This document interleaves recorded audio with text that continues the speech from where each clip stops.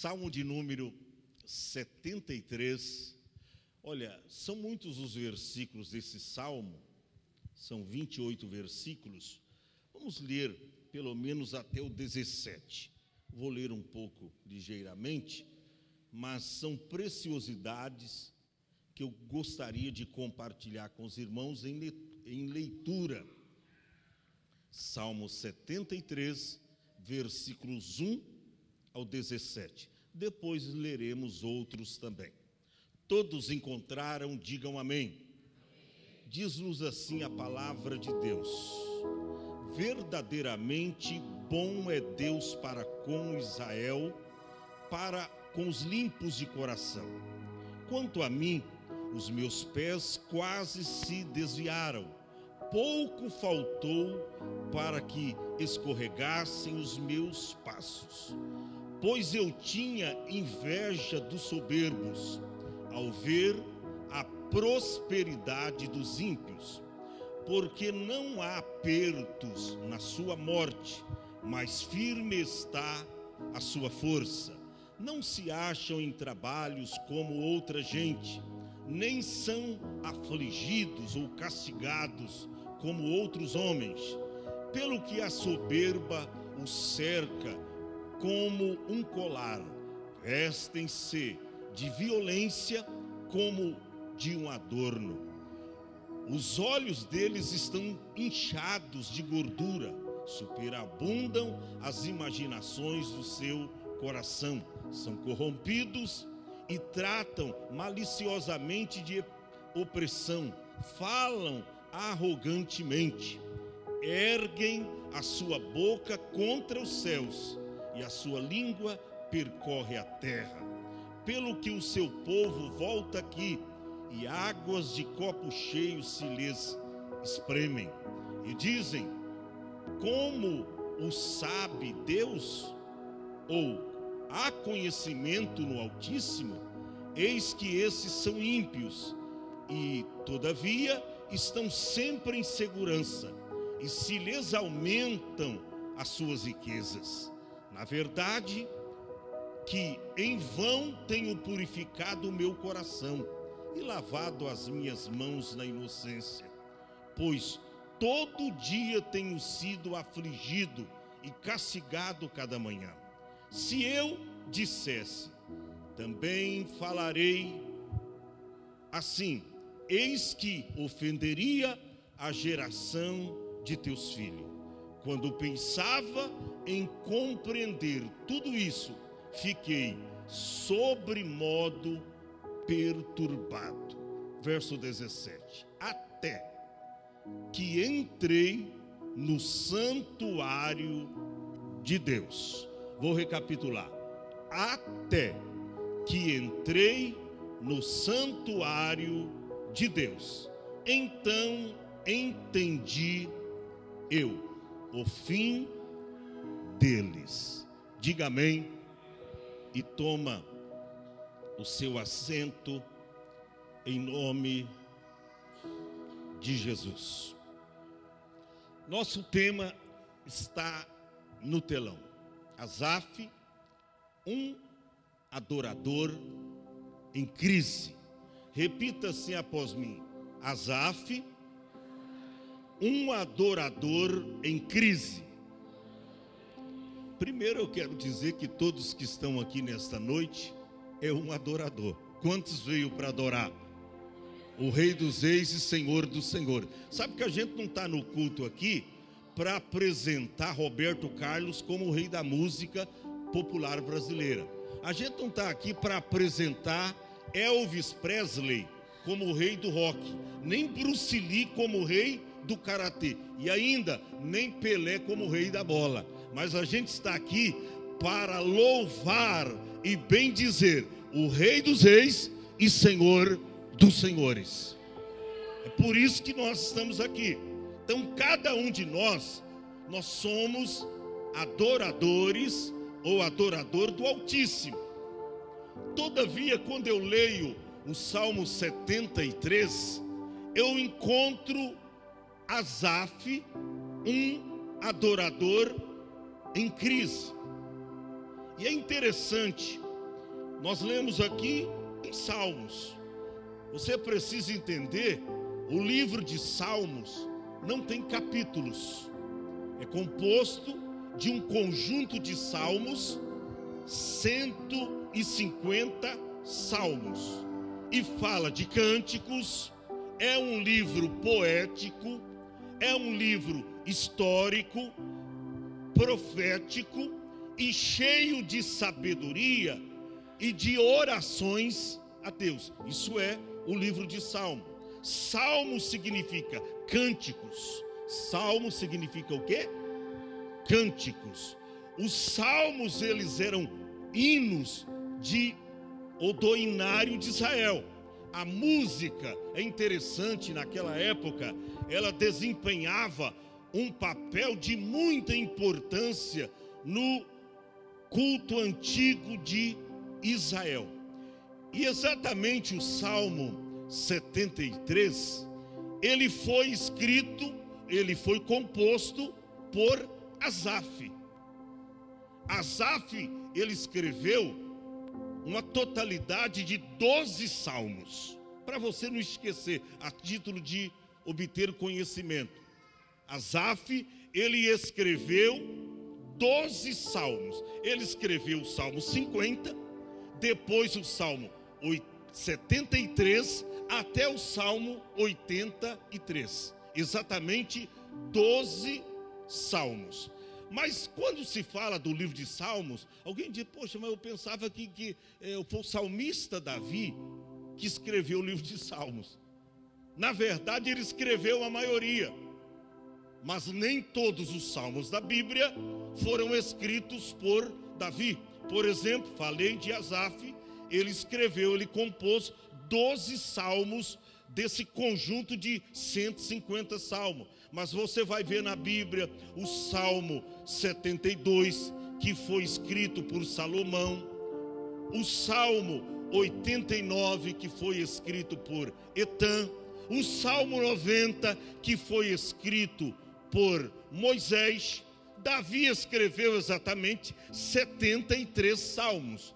Pastor, mas não dá a totalidade do conjunto de 50. Os outros salmos foram escritos por desconhecidos. A gente não sabe quem o escreveu.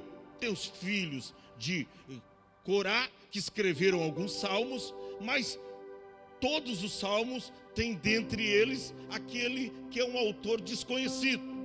Mas isso não importa, isso não tira a veracidade e o merecimento desses salmos para nós nos dias de hoje. Feito isso, eu falei de Asaf. Quem foi Asaf na história da Bíblia? Só para você entender quem era Asaf. Asaf foi um músico importante na época de Davi. Estou falando do adorador Asaf, que uma certa vez, mesmo estando no seu apogeu de relacionamento com Deus, de intimidade com Deus, ele decaiu, porque tirou os olhos de Deus e colocou os olhos no ímpio. Estou falando de um adorador nato, chamado com excelência para servir a Deus nos dias de Davi, para ser um músico oficial. Então quem era Asaf? Era um músico importante na época de Davi, foi nomeado pelos principais dos levitas como responsável pela música, juntamente com Etã e Emã. Quando a arca foi transportada da casa de Obed-edom para a cidade de Jerusalém. O instrumento principal de Asaf eram os símbolos, um instrumento que pertencia à categoria da percussão. Preste atenção, isso é muito importante. Formado por 2 discos metálicos, usados geralmente para acompanhar a harpa, a trombeta, saltério e os címbales. Então, esse era Asaf, um músico importante, um líder no templo em Jerusalém, na igreja judaica, servindo a Deus na sua liderança, se levantou inúmeros músicos daquela época, todos adorando a Deus. E é interessante que quando você lê a história de Asaf, ele deu mais vida aos cultos em Jerusalém. Sabe que estava muito formal, estava muito formalismo os cultos em Jerusalém. Aí quando Davi entrou, Davi, um homem segundo o coração de Deus, aí deu ênfase através de Asaf os cultos mudou, passou a ser cultos mais movimentados, cultos mais espirituais, recheados de músicas. Isso foi importante para o crescimento da igreja hebreia. Agora, escute bem isto. Quanto ao serviço do culto, foi definitivamente organizado das 3 famílias encarregadas da música e do canto. A família de Asaf foi uma das mais importantes delas. Você vê referência no primeiro livro das Crônicas, capítulo 25, do verso 1 ao verso 9, falando os filhos de Asaf que permaneceram como a principal família responsável pela música até a restauração. Primeiro livro das Crônicas, capítulo 25. Segundo livro das Crônicas, capítulo 20, verso de número 14. Tudo isso foi Asaf, ou seja, um homem importantíssimo na área musical e que avivou os cânticos espirituais na igreja antiga para Deus. Agora, o que me chama a atenção, por que então Asaf entra em crise espiritual? Poxa, o homem estava num apogeu, era super considerado ali na igreja, desempenhava as suas funções cabalmente, com muita espiritualidade, com muita destreza, com muito vigor, mas todavia você vê ele aqui, ele é mais conhecido ainda que compôs 12 salmos, mas a gente só lembra de Asaf quando lê o Salmo 73. Parece que esse salmo marcou a vida dele. Você sabe que tem coisas que acontecem na nossa vida que ninguém olha para aquelas outras coisas que parece que não são tão importantes assim. Mas quando há uma fatalidade, quando há algo que chama a atenção das pessoas, ela se volta para aquilo. E é por isso que o próprio Asaf, ele diz, não, eu vou contar a minha própria história. E ele faz de uma maneira contundente. Eu nunca vi uma pessoa tão verdadeira como foi Asaf nesse salmo. Ele chega confessando, dizendo, eu tinha inveja do ímpio. Porque tem crente que para ocultar pecado, para deixar de falar a verdade, ele é especialista, ele esconde. Às vezes até uma espiritualidade que ele não tem, ele tenta esboçá-la. Ele tenta mostrar para as pessoas. Asaf não, ainda que ela era um músico excepcional, extraordinário, crente em Deus, mas ele não deixa de confessar o seu pecado. Ele diz, eu tinha inveja dos ímpios, porque eu comecei a olhar e ver a prosperidade dos ímpios, e isso me incomodou, porque o ímpio que é ímpio prosperando, e eu que sou justo, na ruína, não está certo. E ele começou, escute bem isso, questionar estas coisas. Cuidado, irmão. Agora, a título de conselho de Deus para você, cuidado para você não questionar a Deus. Porque você olha o exterior e você diz, mas não está certo.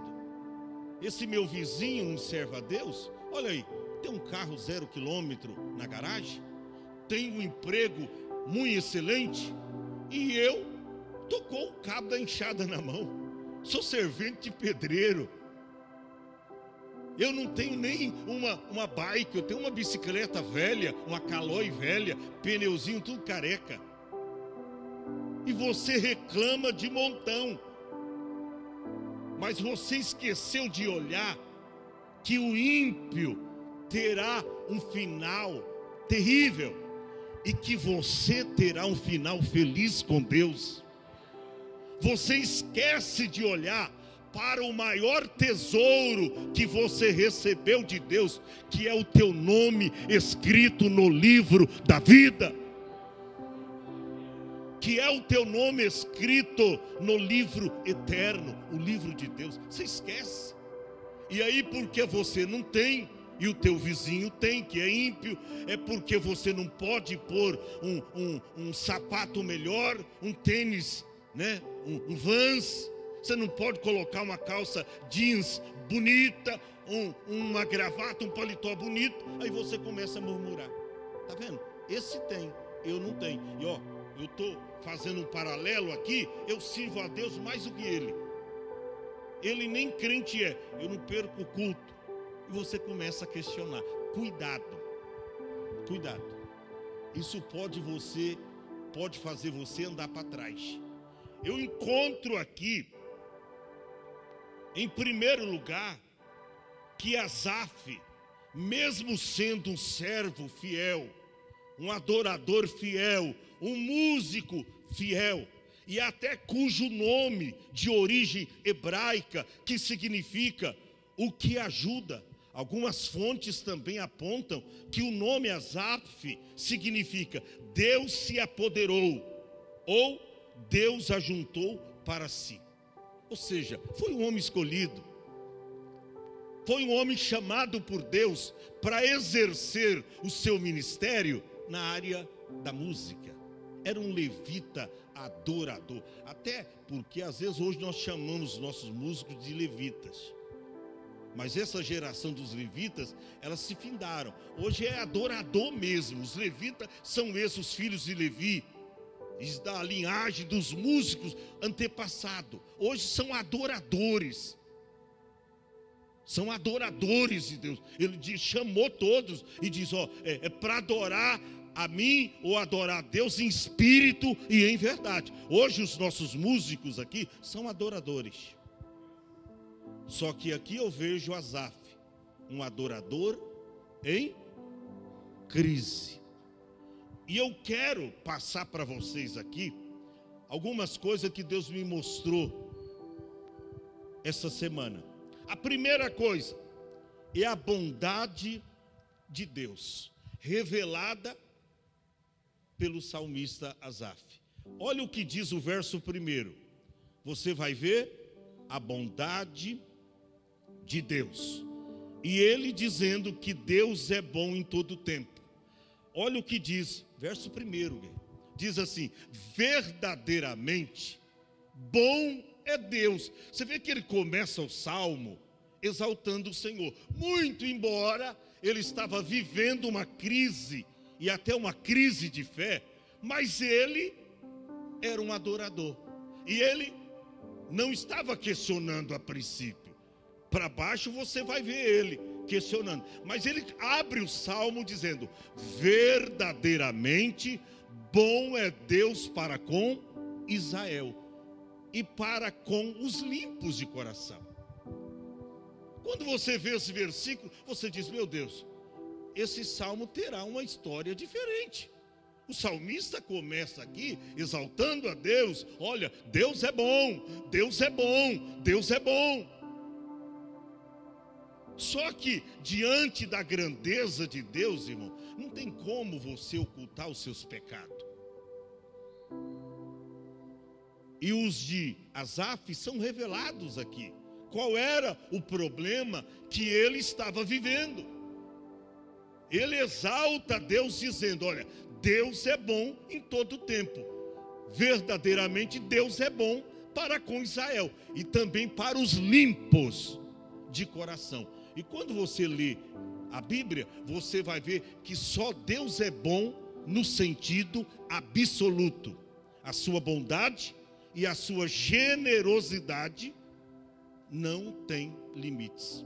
Por isso que Jesus, quando estava na ativa do seu ministério aqui na terra, chegou alguém, um jovem, e disse: bom mestre. O que farei para herdar a vida eterna? Jesus olha para ele, antes de responder a pergunta, diz: por que me chamas bom? Por que você está me chamando de bom? Eu vou te retrucar. Ninguém é bom, senão um que é Deus. Só Deus é bom no sentido absoluto. E Asaf revela, ele diz: ó, verdadeiramente, Deus é bom para com Israel. Irmão, comece a contemplar a bondade de Deus. Olha para cá, você está vivo hoje. Você veio para esse culto adorar o Senhor. Isso é bondade de Deus para com você, para com a sua família. Você se alimentou, você está bem vestido. Isto é a bondade de Deus. E olha, dentre tantos lá fora, Ele escolheu você. Isso é bondade. Não foi você que o escolheu. Ele disse, Jesus: não escolhestes vós a mim, mas eu vos escolhi a vós, e vos nomeei, para que vades e deis fruto, e o vosso fruto permaneça. Então você é um escolhido. Sabe por quê? Porque foi Deus que te escolheu. E olha, quando Ele te escolheu, você não tinha nenhum mérito. Mísero pecador, condenado para uma condenação eterna. Mas Ele falou: não tem problema, ninguém gosta dele, ninguém vê nenhuma qualidade aprazível nele, mas eu vou escolher ele e eu vou mudar a vida dele. E ele mudou a sua história, ele mudou a sua vida, ele mudou. E hoje você é uma nova pessoa em Cristo Jesus. Sabe o que é isso? Bondade de Deus. Interessante que neste versículo primeiro, ele fala da bondade de Deus. Mas aí, ele confessa o seu pecado. Diante de uma tão grande santidade de Deus, ele não oculta as suas transgressões. E aí, no versículo seguinte, parece que a história do salmo muda. Por quê, pastor? Ele começa a sentir inveja dos ímpios. Ficou desanimado ao ver o ímpio prosperando. E ele começa a dizer para ele mesmo: quase me desviei. Por quê? Porque Asaf começou a vivenciar na sua vida uma grande crise espiritual. E a crise dele era o ímpio na bênção e eu na prova. O ímpio tendo tudo e eu tendo muito pouco. O ímpio prosperando cada dia mais, crescendo e se levantando na terra, e eu com meu pedacinho só. E no verso de número 2, coloca no telão, ele diz assim: quanto a mim.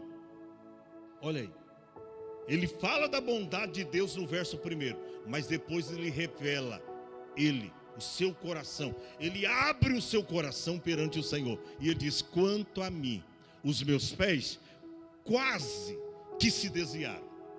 Gente, você olha para esse versículo, por isso que eu falo do cuidado que você precisa ter para olhar as coisas, para fazer uma alusão do que está escrito ao teu respeito, porque se você não tiver olhos espirituais, seus olhos serão vendados, e você vai ver só o que você gostaria de ver. Você não vai ver o que você precisa ver, você só vai ver o que você quer ver.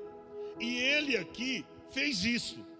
Ele fala da bondade de Deus, que Deus é bom para os limpos de coração, mas ele revela aqui, quanto a mim, quase que eu me desviei. Pouco faltou para que escorregassem os meus pés. Já pensou o que é isso? Agora, é de chamar a minha atenção e a tua, a sinceridade de Asaf. Porque ele não oculta nada dos olhos de Deus. Aliás, a Bíblia diz lá no Salmo 139, que os olhos de Deus estão em todos os lugares. E ele vê tudo. E o salmista lá confessa ao Senhor: eis que tudo o Senhor vê. Se eu subir no céu, tu aí estás. Se eu descer lá no Seol, lá no inferno, colocar minha cama, tu também está lá. Não tem jeito de esconder da tua face. Para onde irei eu? Fugirei do teu espírito? Não tem como. Então, ele é sincero na sua oração. Gente, salmo é oração, é cânticos. Ele soltou esse cântico do profundo da sua alma. Ele diz: ó, quanto a mim, os meus pés quase se desviaram. Faltou muito pouco para que escorregassem os meus passos. E aí ele revela, verso 3: pois eu tinha o quê? Inveja. Pois eu tinha inveja. Será que nós não estamos semelhantemente também como Asaf, olhando para as pessoas e elas adquirindo mais, prosperando mais, crescendo mais na terra, e são pessoas injustas, são pessoas que não servem a Deus, não servem o Deus verdadeiro, e você olha e fala: poxa, é injustiça esse negócio, o cara é ímpio. Ó, que maravilha a casa dele, a minha cheia de goteira, as telhas toda velha. Ó o meu carro, um calhambeque. Ó o do cara, uma Ferrari. E você começa a traçar um paralelo. Cuidado, cuidado. Isso é um espírito que, sabe, eu chamo isso de espírito de falta de contentamento. Paulo escreveu dizendo que nós devemos ter contentamento nas coisas. Tudo que Deus te dá é bom. E ainda que seja pouquinho, o tenha com contentamento. Não seja avarento, não fique pensando coisas grandes. A Bíblia diz: olha, apegai as coisas pequenas. Não adianta você traçar um paralelo olhando para alguém que não serve a Deus e você vê ele lá crescendo. E ó, você nem sabe o montante da onde vem a riqueza dele. Porque de repente vem da exploração do pobre. Paga menos, não quer pagar o que deve. Tem uns grandão lá que, quando é levado na justiça, eles gastam uma nota, mas não pagam o salário do trabalhador certinho. E eles ganham a causa porque tem dinheiro, pode pagar bons advogados. E você ainda, que é trabalhador, você entra e perde na justiça. É assim. O salmista estava vivenciando essa crise espiritual. E é uma crise de fé, porque a crise espiritual, ela se desenvolve também numa crise de fé. Ela gera a crise de fé. Daqui a pouco, você começa a duvidar das providências divinas. Poxa, Deus está sendo injusto. Para o ímpio, Deus dá tudo. Eu que sou justo, tenho o meu coração purificado, Deus não dá quase nada para mim. Eu que tinha que estar lá nessa posição. Mas você prefere essa posição de destaque e depois ir para o inferno? Então cuidado o que você ou o que o seu coração almeja. Ele diz: ó, eu tinha inveja dos soberbos ao ver a prosperidade dos ímpios. E sabe que o ímpio prospera mesmo, irmão? Prospera. Sabe por quê? A vida dele é aqui. Começa aqui e termina aqui. Mas olha para cá, você tem a vida eterna. Eu me lembro quando Paulo, ensinando a Timóteo na sua tenra idade, no seu primórdio, ele diz: Timóteo, tome posse da vida eterna, Timóteo. Toma posse da vida eterna. A gente tomou posse da vida eterna. Gente, nós temos um tesouro que ninguém tem. Se hoje morrer Bill Gates, hoje já foi o primeiro, mas hoje é o terceiro, o homem mais rico do mundo, homem da Microsoft. Se ele morrer hoje, talvez a notícia da sua morte nem chega no céu. Mas se morrer hoje, um crente que mora lá no meio da favela, mas que serve o Deus vivo, vem anjos, uma comitiva de anjo, para recebê-lo e introduzi-lo até a Deus. Então você tem tudo, mas quantas vezes nós não temos o devido contentamento? Por isso que eu gosto da oração de Agur, no praticamente o último capítulo lá de Provérbios. Ele faz uma oração e diz: Senhor, eu quero te pedir uma coisa, não me dê nem a riqueza e nem a pobreza, mas me mantém o meu pão cotidiano, diário. Porque se o Senhor me der a riqueza, eu posso lançar fora o nome do Senhor, eu posso blasfemar. E se eu ficar pobre muito, eu vou querer roubar. Então me dá o meu sustento.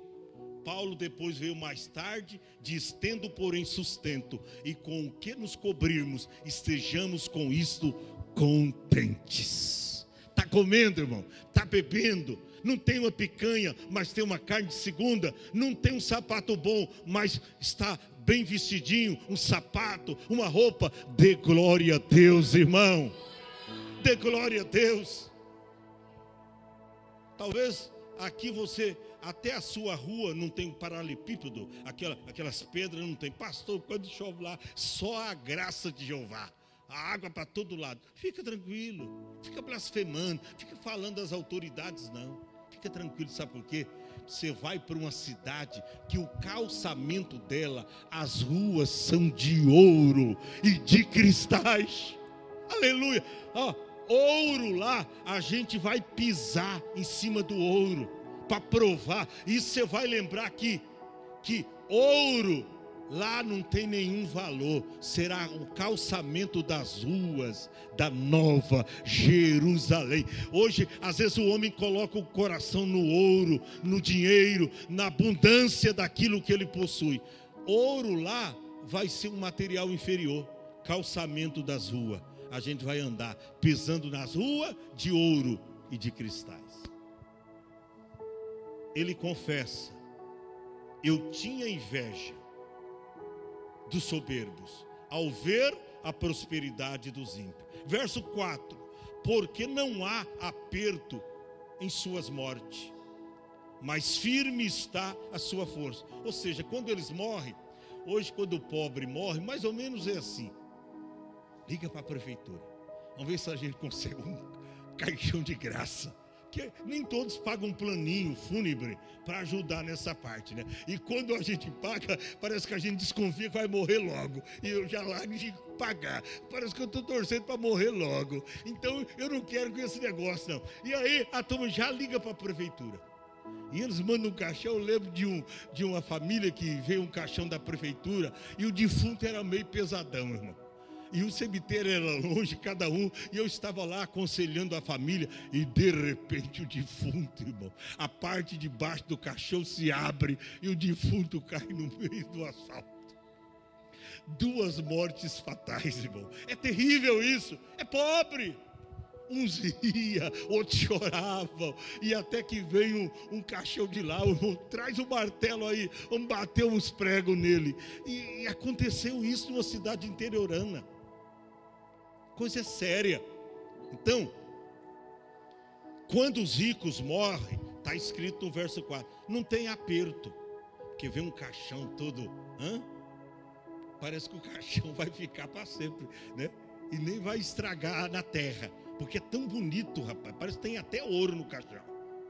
Tem até ouro, caixão bonito. Mas o que vale isso? Daqui a pouco está fedendo o defunto.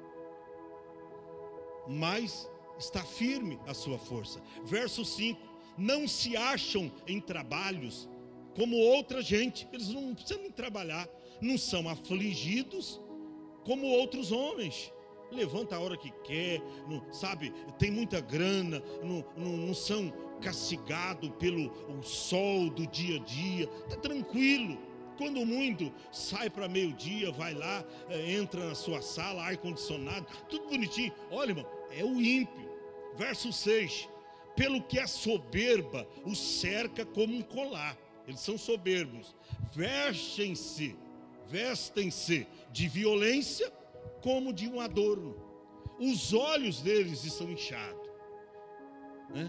Dorme bem tarde e acorda bem tarde, ou dorme de noite, descansa de dia. É bem assim.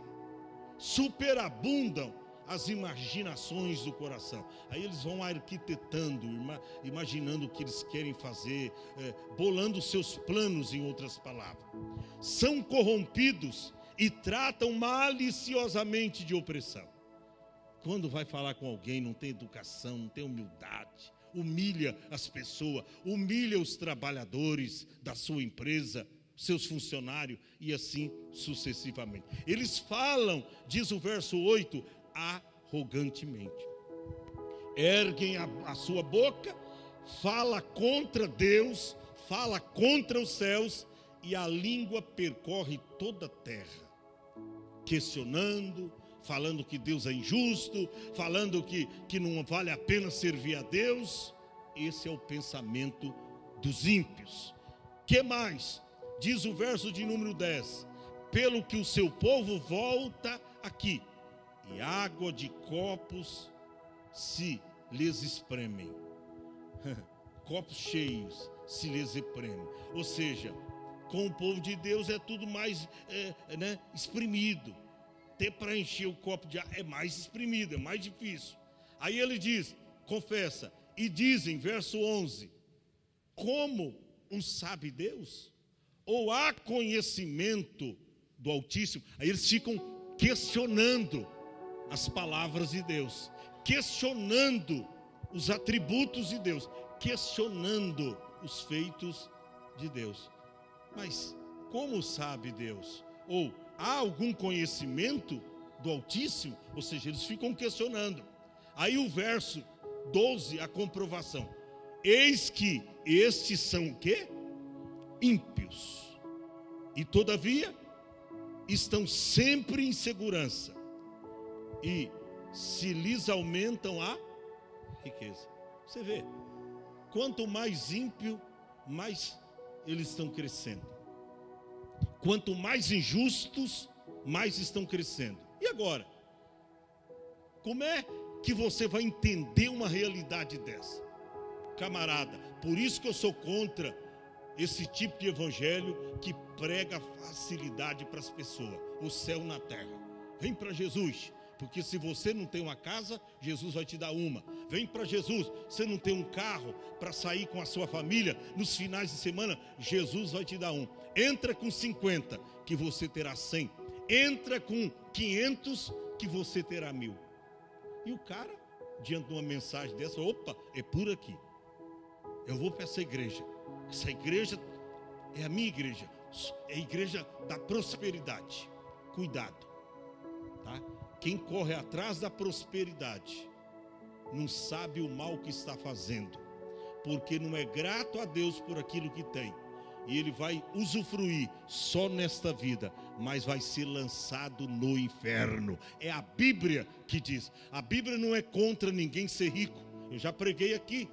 Deus ama a prosperidade do seu servo, mas não queira colocar o seu coração nas incertezas das riquezas, porque elas são susceptíveis, transitórias, elas são passageiras. Cuidado.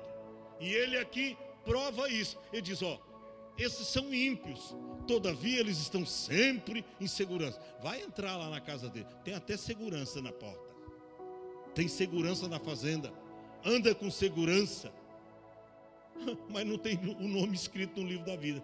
Você não mora na favela, sai tiro para todo lado lá, você não tem nenhuma segurança, mas tem um anjo, conforme diz o Salmo 34, verso 7, que te livra a todo momento.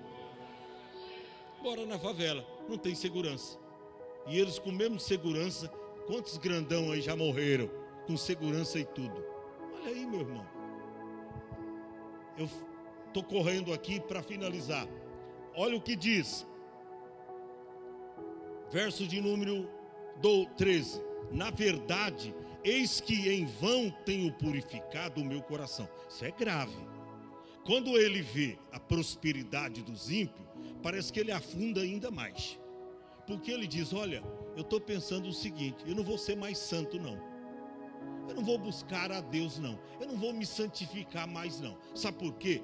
Em vão eu tenho purificado o meu coração. Em vão. Olha aí os ímpios prosperando e eu não. O ímpio na bênção e eu na prova. O ímpio na bênção e eu na provação. Não vou ser mais crente.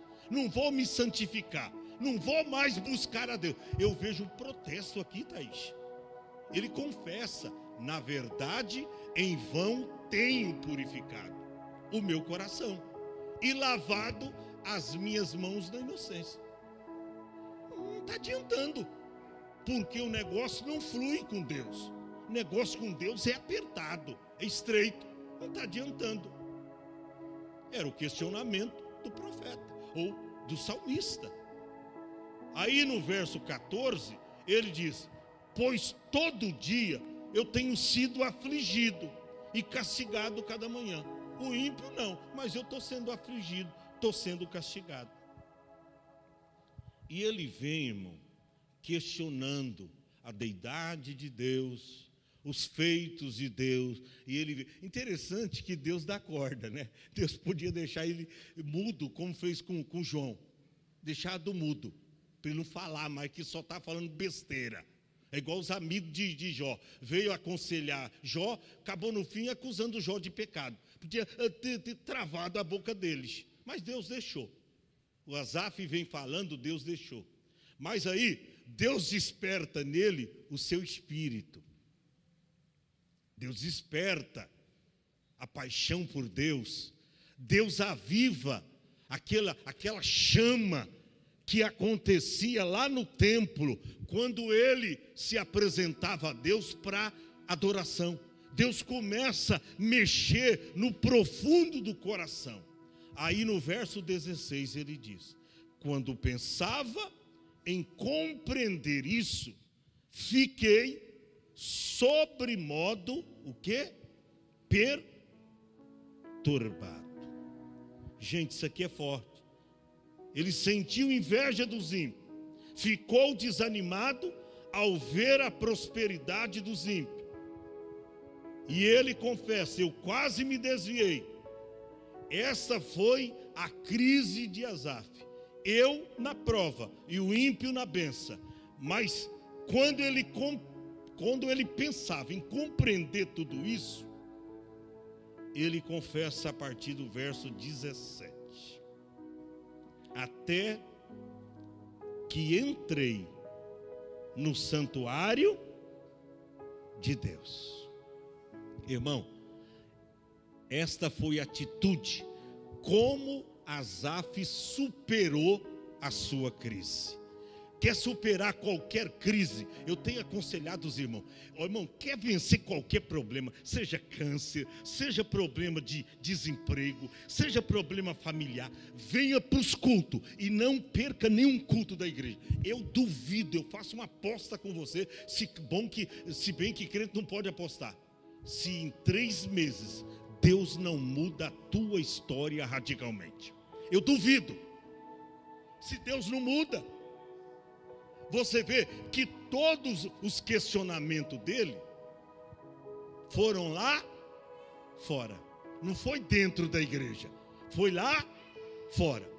Parece que fazia alguns dias, talvez meses, que Asaf não ia para o culto. E crente que não vai para o culto, Matias, é assim, fica em casa, vê uma reportagem, vê uma notícia má, tá vendo? A coisa não vai, é uma miséria sobre miséria e tal, e reclamam, é o crente reclamão, só reclama da vida. Alguma coisa dá errada, ele reclama, mas vem para a igreja para você ver a mudança. vem para a igreja, para você ver como você vai ver as coisas a partir da realidade de Deus para você. Todo esse questionamento de Asaf aconteceram lá fora. Mas aí, ele diz, um dia eu resolvi entrar no santuário de Deus. Oh, irmão, quando a pessoa se decide em vir para esse lugar, por isso que o salmista diz no Salmo 122, alegrei-me quando me disseram, vamos à casa do Senhor. Vamos à casa do Senhor. Ele estava nesse questionamento, mas o verso de número 17, ele diz, até que entrei no santuário de Deus, então entendi. Está vendo, irmão? Aqui tem palavra explicativa para você. Aqui você vai entender o motivo dessa provação. Isso não é para te matar. Aqui você vai entender o motivo de você estar passando por esse deserto. Esse deserto não é para te matar, é aprendizado. Pastor, mas olha, o fulano de tal na minha casa lá está prosperando. Olha, o meu vizinho está adquirindo, fazendo isso. E eu estou... Olha, eu estou trabalhando, o negócio não rende. Fique tranquilo, a sua porção vai chegar. E vai chegar abençoada. Vai chegar não com maldição, mas com a bênção de Deus. Ele diz, olha, quando eu pensava em compreender tudo isso, eu fiquei sobremodo perturbado. Até que eu entrei no santuário. E aí Deus começou a mostrar para ele o fim dos ímpios. Qual é a recompensa dos ímpios? Que tudo que ajunta espalha. E eles ainda passarão eternidade no lago de fogo. Gente, vamos compreender. Aí ele vem dizendo, verso 18, 19. Certamente tu o puseste em lugares escorregadios. Hoje eles estão lá em cima no apogeu. Amanhã vai estar lá embaixo, lugares escorregadios. Que mais? Tu os lança em destruição, como caem na desolação, quase no momento, ficam totalmente consumidos de terrores. E ele vem tecendo aí abaixo, irmão, como eles, os ímpios, serão punidos. Deus os condenará. E ele vem coisando, até que no verso de número 23, ele diz, ó, todavia eu estou de contínuo contigo. Ou seja, foi só ele entrar no santuário, Deus lhe deu a revelação certa. E diz o quê? Eu quero estar de contínuo contigo. Oh, irmão, ainda que você tenha luta, ainda que você receba as agruras da vida, ainda que você esteja na prova, ainda que você tenha que trabalhar bastante, ainda que você, mulher, tem que trabalhar bastante para ajudar o seu marido, para não faltar o pão de cada dia para os seus filhos, continue adorando a Deus, porque com Deus há sempre um final feliz. Veja que coisa linda. Ele revela no verso 23, todavia estou de contínuo contigo. Tu me seguraste pela mão direita, onde concentra a maior força. Tu me segurou pela mão direita. Me guiar-me-ás com teu conselho, a sua instrução. E depois, ele diz, e depois vai me receber na sua glória. Deus começou a descortinar para ele e revelar todas as coisas maravilhosas que ele ia fazer na vida dele. E ele diz, ó, o teu conselho me faz bem. O seu conselho está no meu coração, porque além disso, o Senhor vai me receber na sua glória. E aí, ele cai na realidade. Eu gosto dessa verdade. No verso de número 25, ele diz, a quem tenho eu no céu, senão a ti? E aí, qual era? Já mudou aqui o astral, já mudou. Quando você sai da sua casa, tédio, desgostoso, pesaroso, descontente, aflito, perturbado, e vem para esse lugar, entra no santuário de Deus, a coisa muda. A sua visão muda, seus pensamentos mudam. Deus te mostra a realidade para você. E quando ele entrou, já mudou tudo. Por quê? Verso 25, ele diz: que tenho eu no céu, senão a ti? E na terra não há nada quem eu deseje, senão a ti. Ué, já não era mais o dinheiro, o desejo de prosperar, não. Já não era mais a riqueza dos ímpios que ele estava desejando e até invejando, não. Qual era o desejo? Servir a Deus, servir ao Senhor.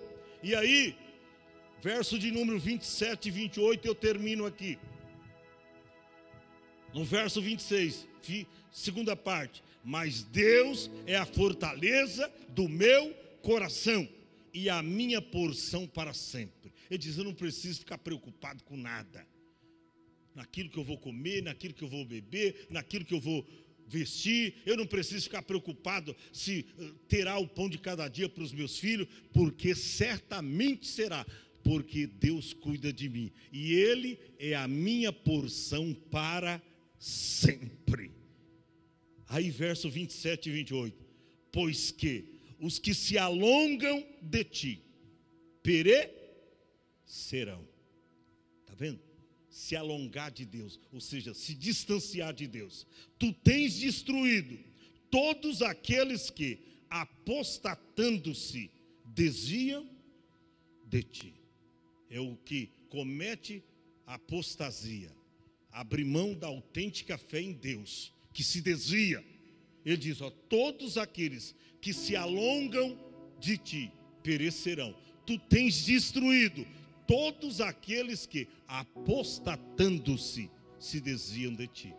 E ele fecha as cortinas, e eu até grifei na minha Bíblia o verso de número 28. Ele fecha as cortinas de uma maneira extraordinária. Ó, ele abriu bem o salmo. Depois, o segundo versículo, ele capengou. Foi lá embaixo, foi no fundo do poço. Mas quando você entra no santuário, Deus te tira do fundo do poço e te coloca em cima, no patamar de cima. E ele fecha as cortinas no verso 28. Mas para mim, eu não sei se é para você, irmão. Ele diz: para mim, o bom é aproximar-me de quem?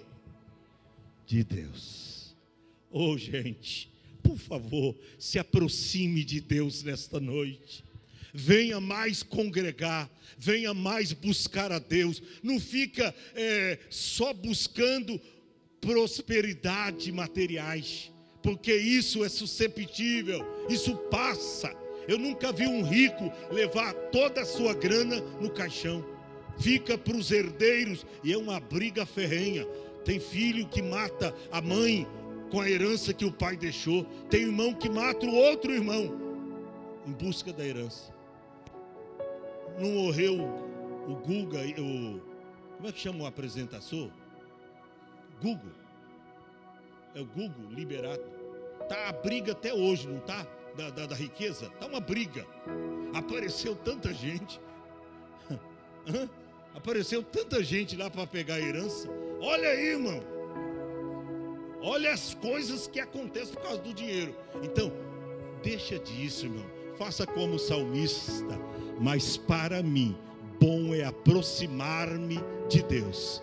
Pus a minha confiança em Deus para anunciar todas as suas obras. Fica em pé.